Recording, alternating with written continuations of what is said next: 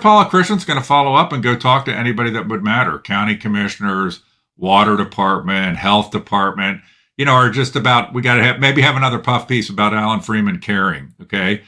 And so working through that environmental piece is job one. But concurrently, I think we can start working on a development plan. This is something that should scare the hell out of everybody. And by the way, Paula, while you're doing it, don't ever have any report on Alan Freeman being a crooked politician that took $280,000 that was never reported. Don't report that. Why would you want to report that? I mean, that would be crazy to report that at Channel 9. Okay, this is going to talk about Beckjord Power Station and a new WCPO story. But it's also going to hit on WCPO, another one of the clown TV stations, corporate media in Cincinnati, Ohio. A little bit different than Local 12 and WXIX, who I recently talked about for their completely ridiculous reporting about the Milford sexual allegations involving the women's wrestling program. WCPO has their vaunted I-team and reports like that. But they always tend to forget their own reporting on political figures they're aligned to.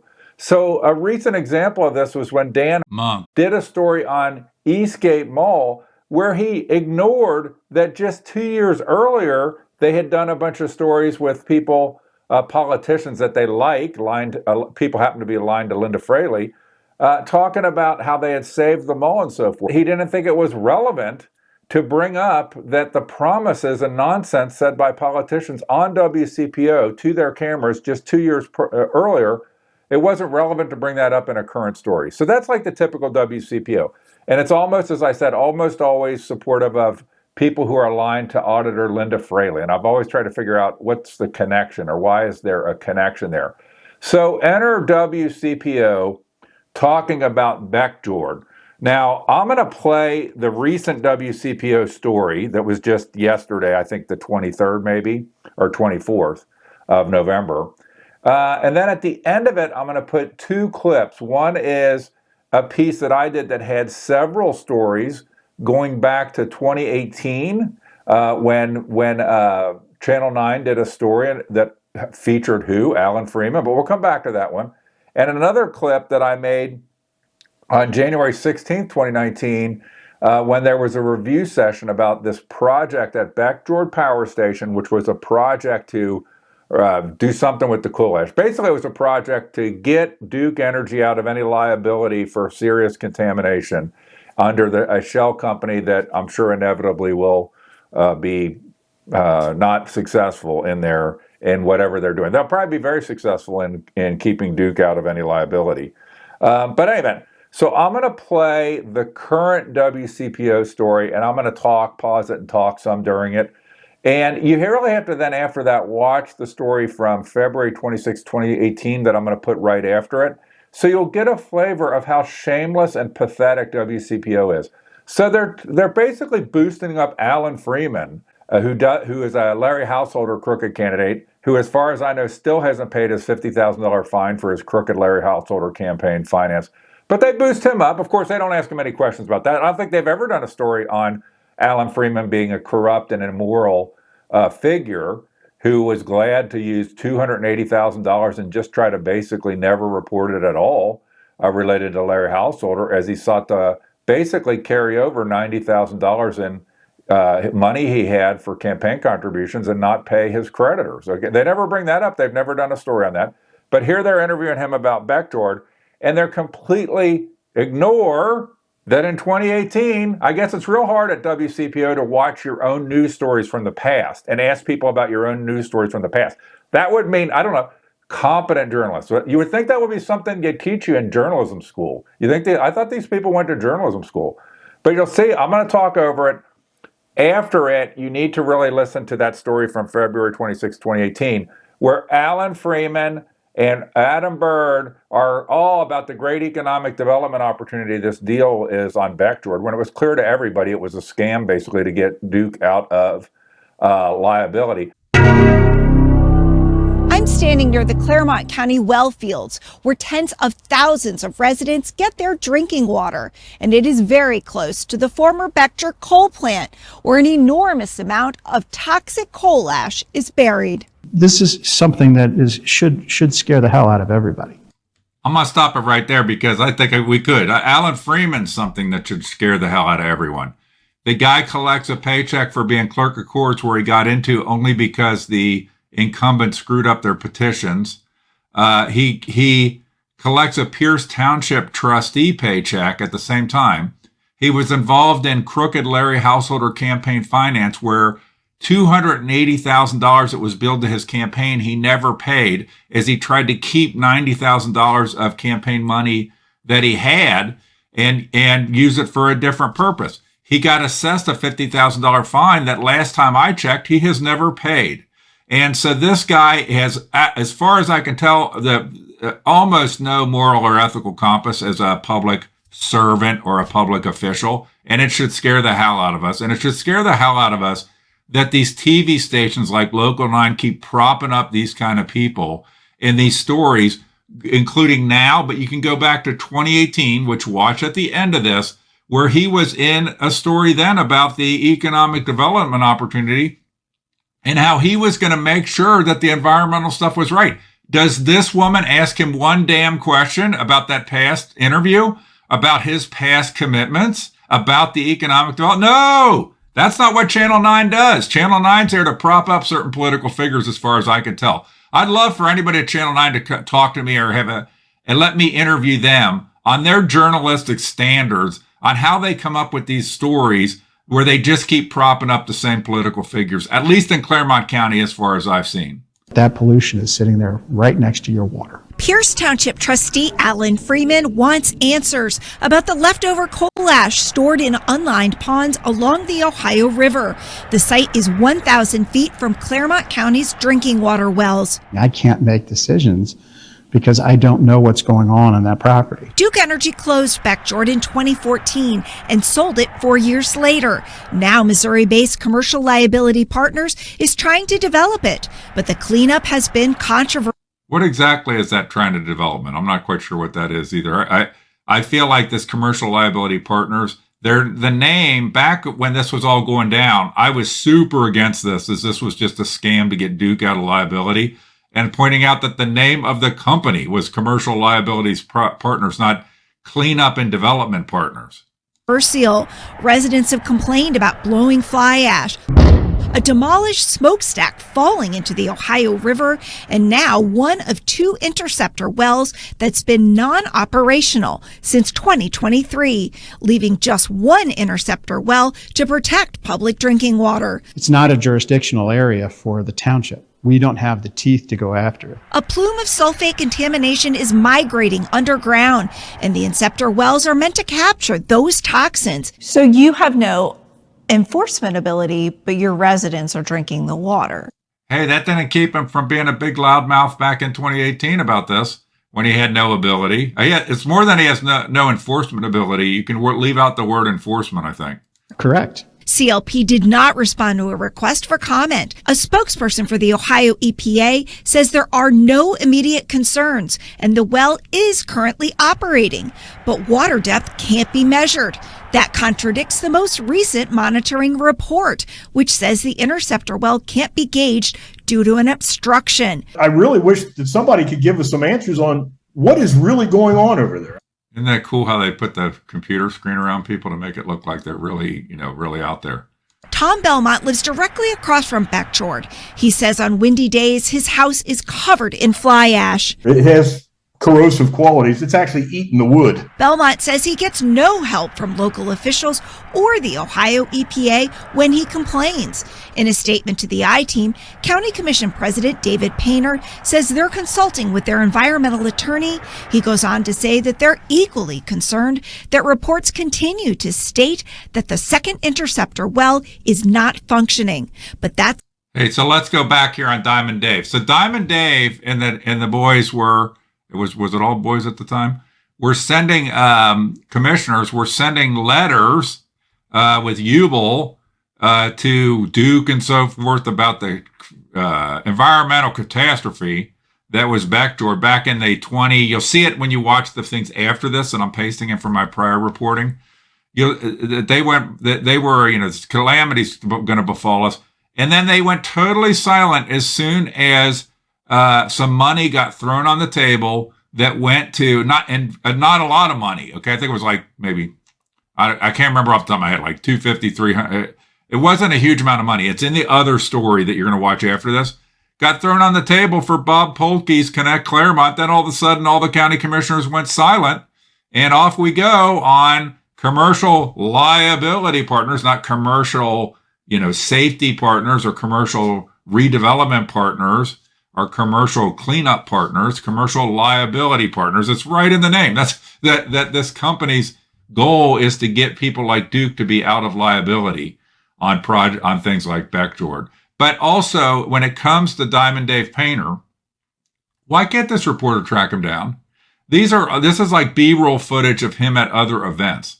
Why doesn't he get tracked down? Why don't they try? Why don't they get Diamond Dave to get on camera with them? Maybe I'll try to look for Diamond Dave and see if he'll answer some questions about this to me. It's just amazing how Channel 9 operates. Okay. This whole I-Team thing is kind of, to me, a facade of what they actually do. They could do some good work. Every now and then they do some good work. But you got a story like this where we can't track down any commissioner. We can't track down any of them. We can't track down anybody from the health department when we're talking about a health thing. The best we can do is the schlub, Alan Freeman, who says on camera, I have no ability or authority. So this is a great report, isn't it? Think about that for a second. The I-Team does a report on Beckjord, and the person that they have in the report says on camera they have no ability or authority. And then they don't go talk to anybody that would have any ability, authority, any connection, like the health department, the county commissioners. No, they don't do any of that. Duke, they don't track down Duke. They don't try to track down commercial liability partners.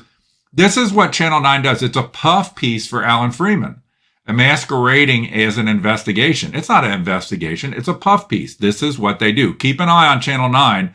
They're a little more, I don't want to call them sophisticated. They're different than Local 12 and XIX. They do these puff pieces that masquerade as some sort of investigative journalism, but they never manage to track down any of the actual key people that you would want to track down to ask questions to. Notice that with Channel 9, it's a recurring theme. It's not the only issue. They are required to have an emergency plan, and that emergency plan needs to be reviewed once a year, and it has to be done as a tabletop exercise. They have never done it, not since they've been on the site. Freeman worries that Pierce Township Fire and Rescue. Okay, so they haven't done it. So it was February 2018, 1922. I think I said 6 years. It might be 7 years. Or I think 6 years earlier, it might be 7 years. So where you been? Where you been, Alan? Where's your fire? It's been 6, 7 years. Are you kidding me? It was supposed to be every year. Oh, we just forgot for 6, 7 years. And then I got right on it. After I got my, I kind of had to pause to get my crooked Larry Householder money and to get my other suck at the tit government paycheck for being clerk of courts, where I wonder how many hours a week. I've asked Alan Freeman how many hours a week he works as clerk of courts. Won't answer. It's like all of our county officials. They won't answer that question. So 6, 7 years, you missed the tabletop exercise there, Alan? Really on top of it. Rescue crews haven't been on site since Duke sold it. That means if there was a dam breach, there's no, there is a plan in place. like you've never practiced the plan. We've never worked the plan. Last May, Pierce and Anderson Township trustees sent a So why didn't they worry about this last May? Weren't they on the news talking about this? Maybe this was in the letter, but why weren't they on the news talking about this? joint letter to Governor DeWine saying they have significant concerns related to public safety, emergency preparedness, and environmental risk. Okay, so hold on a second. Remember, Alan says he has no ability or authority. And him and I guess the trustees from Anderson Township that also would have no ability or authority. Where's the county? Where's the health department? Where's the engineer? Where's anybody like that? I mean, what are these guys? What are this? A shakedown for more money for Alan? Is that what this is all about? Ultimately, Alan, you need to get some more money? But where are the people that would actually be more directly relevant to this? Whose well field is it, Alan? Whose well field is it? It's the county's well field, county water resources. It's not your well field. I mean, this is just typical puffery Channel 9 news story that never bothers to do any real investigating. They asked to see the emergency response plans for the Beckjord site and to practice emergency training. Freeman says no one from the governor's office ever responded. Okay, why then didn't they corner the governor down when they were doing the Liberty Landing thing? He was right there. You know, why didn't they shoot over and drill the governor then on this? That's what the clown is. It's all theater. It's all kabuki theater. It is all kabuki theater, folks. That's what you need to understand about these political people. They've had opportunity to corner DeWine on it. He was that in New Richmond. Okay, just what, a couple months ago? Why didn't Dem and Dave Painter corner him then on this topic if it's so important? We're waving the red flag and we're saying we need help, but no one seems to be that interested in showing up. I contacted the governor's office myself. A spokesperson says they are researching what authority the state may have. In the meantime, his office and the Department of Natural Resources contacted Pierce Township last week to help. In the newsroom, Paula Christian, WCPO 9, I-Team. All right, there you go. That's the intrepid reporting. Maybe, I wonder if Paula Christian's going to follow up and go talk to anybody that would matter. County commissioners, water department, health department, you know, or just about, we got to have another puff piece about Alan Freeman caring. Okay. And by the way, Paula, while you're doing it, don't ever have any report on Alan Freeman being a crooked politician that took $280,000 that was never reported. Don't report that. Why would you want to report that? I mean, that would be crazy to report that at Channel 9. Find out. I don't know, but I want to think Linda Fraley would want that reported. So it might make Claremont County look bad, like maybe some of the politicians are crooks in Claremont County, and you don't want to do that, Paula. You want to maybe figure out if you can do another story on Ken Geis or something. Figure out some reason he should be targeted. Wait till you get some marching orders. I'm just so frustrated with these clown TV stations from Cincinnati. Now, right after this, as I said, there are going to be two pieces that are original. One is from that has some pieces that go back to the February 26, 2018 story from where Alan Freeman was all excited about the economic development opportunity with his buddy Bob Polkey and Adam Bird. And then an update piece I did, and I think that was on January 6, 2019, where back then I actually then flew my drone over the ash fields. There is a lot of excitement about this news. That's because for the first time since Duke announced this plant's closure in 2011, local leaders can really start to plan for this land's new life. With optimism, though, comes caution. Past environmental health threats mean this is not going to be a quick flip. It is a silent giant on the banks of the Ohio. A lot of us had hope that something good would come from that. We now see the early signs of that hope coming to fruition. New hope rising tonight like these stacks, which will soon come down. Duke and partner Dayton Power and Light sold the plant to commercial Liability Partners. That company will decommission and demolish it, then deal with the toxic coal ash ponds around the property. As the I-Team has reported, 4 are unlined, filled with heavy metals like arsenic, chromium, and vanadium. In the 80s, pollution from one forced Claremont County to shut down a well that served thousands. And that's something that we're very concerned about as well. How is this process going to take place? At a meeting yesterday, CLP told local leaders it will likely remove the coal ash. It has experience on other similar projects. The devil is always in the details. And so working through that environmental piece is job one. But concurrently, I think we can start working on a development plan. The site has a port that leaders say can make it stand out. A terrific boost. Duke is also paying $250,000 to nonprofit Connect Claremont each of the next 3 years. It will go toward the county's agenda for the future. This puts us on the map to be able to match our great volunteers and our leaders in Claremont County with some financial resources. And then there's the tax issue, $1.5 million question for New Richmond schools since the plant closed. Will it be good for New Richmond schools? Maybe, but I think it'll really be good for Claremont County. That silent giant. It's exciting. Ready to roar once again.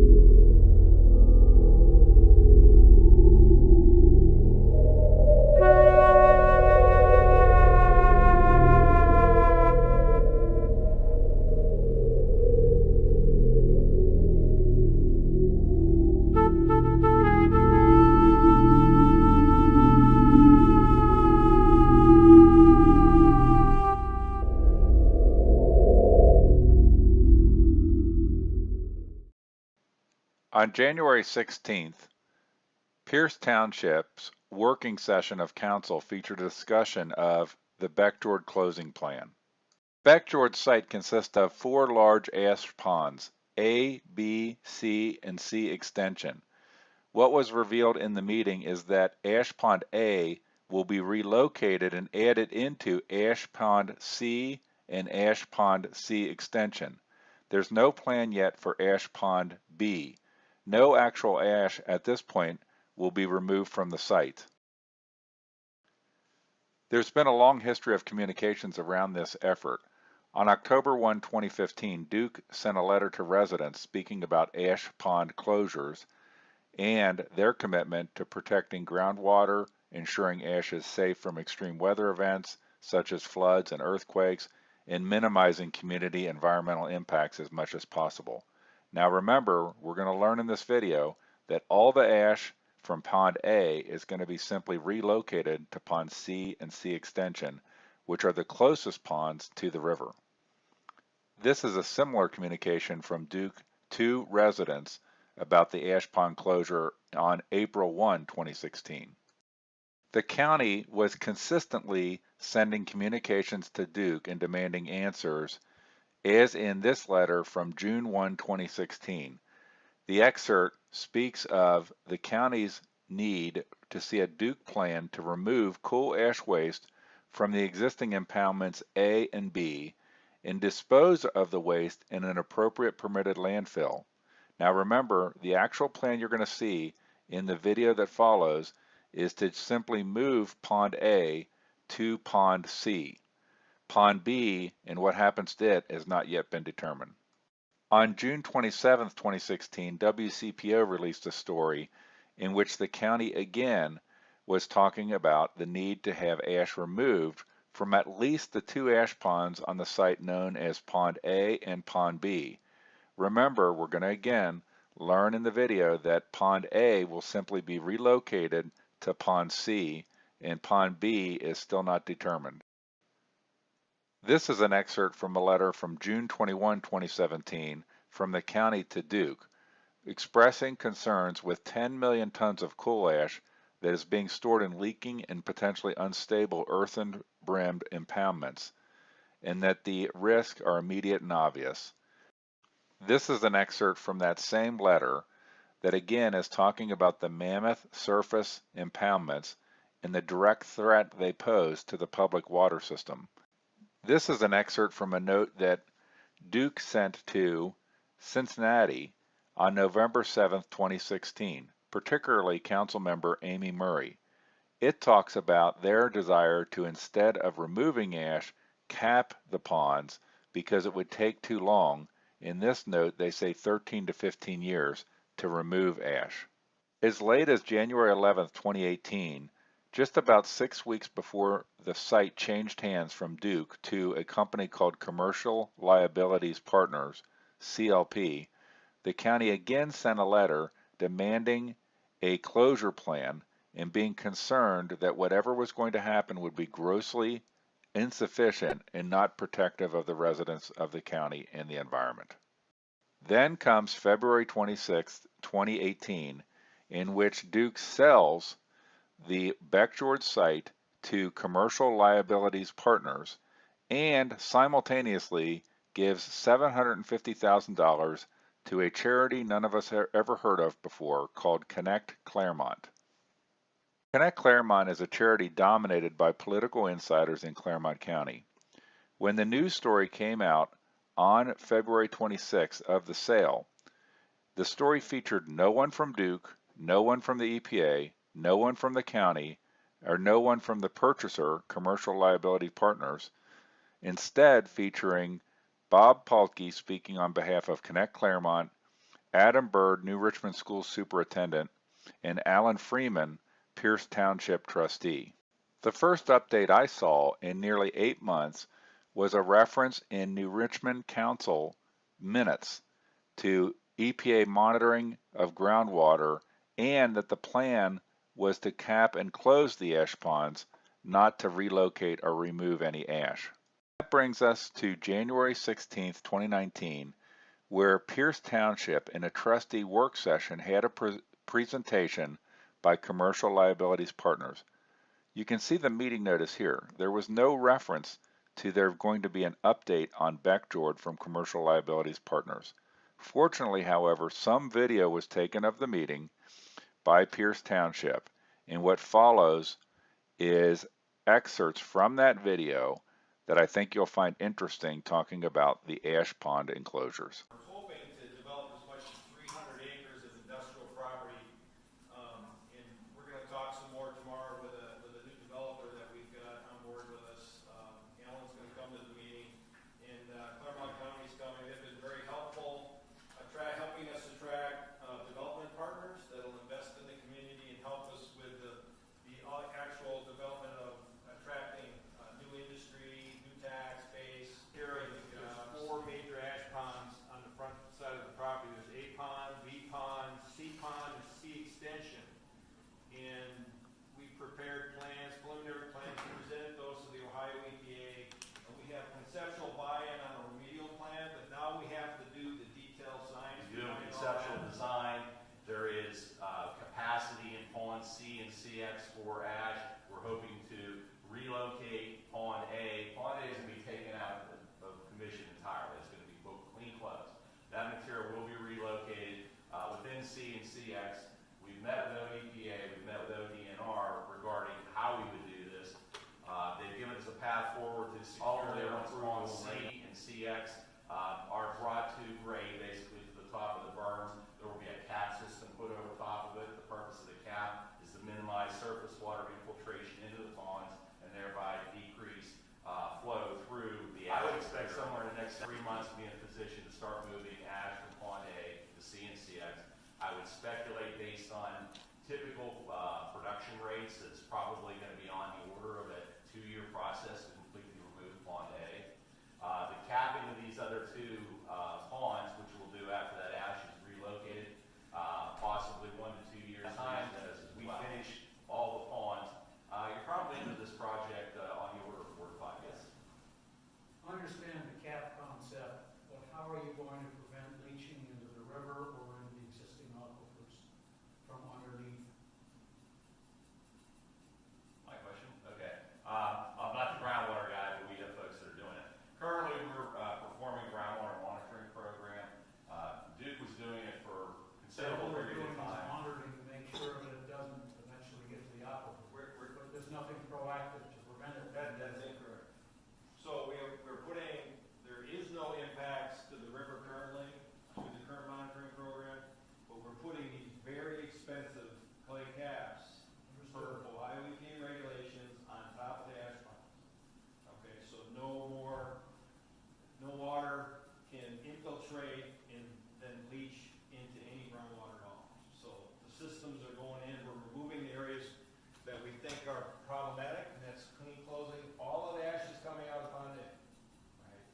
Pond B, we're working on a closure strategy for that right now with Ohio EPA. And these 2 ponds will be capped in a manner there would be no impact from groundwater. How deep do you have to dig on Pond A? How far down are you going? Well, I'm going to call it a bit of a guesstimate because the maps we have are very old. Right. And at this point in time, we might think on the average of 30 feet. Some areas may be as shallow as 18, some as deep as possibly closer to 40. But we frankly don't know exactly where the bottom is. We have certain borings that give us pinpoint depths, but over 40 acres, we're not sure how much undulation will be in the needed soil. How close do you have to dig to the Ohio River? You're a pretty good distance back. It's a pretty good distance back. And this burn, it won't be a problem. Each pond needs to be treated different. One, because of the age, 2, and the location to the Ohio River. Now, you're saying that there's not going to be impact from the Ohio River, but in 97 flood, they had to do repairs on C pond because of the water. How do you answer that? That's before our time. We can't answer historical issues. We're just trying to. I know. We look at what's there today, and we're working on a plan to make sure it's safe for the. Well, the only way to make that safe would be to remove the ash from C pond and C extension. That's not actually true. We're going to be practical. No, we're going to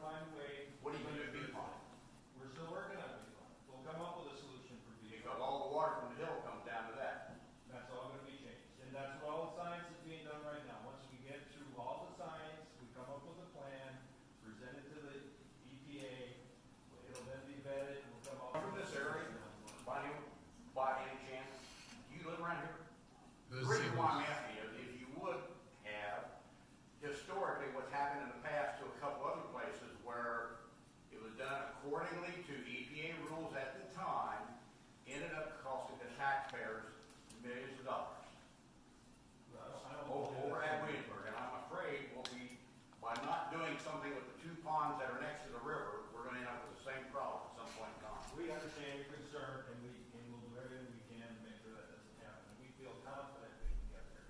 But Chuck, he did kind of get to your point, which is each of those ponds had to be treated differently. And so, you know, they're working on a strategy for Pond A, they're working on a strategy for Pond B, and so on. And this will all be vetted through the public with additional public meetings. So you'll have an opportunity to see that. Just to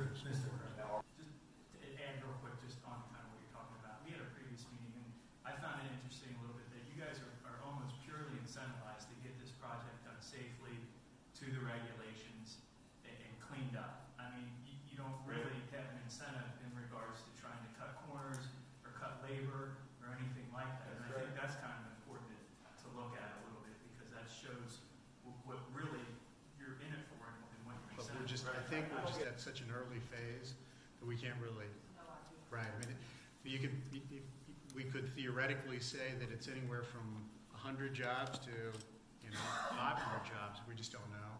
And we need to know the nature of those jobs. So what would be the salary range of the people that would be coming? That's why, you know, as I point out, we talk about advanced manufacturing, small footprint, and you end up having higher paid jobs. Great story. These guys have sat, right now Ron's like, oh my God, he's going into a sales pitch again. You know, it's what a great story you'd be able to tell, a 1950s technology that's being removed and replaced with 21st century jobs. So, you know, that would be a great story for this region to be able to tell.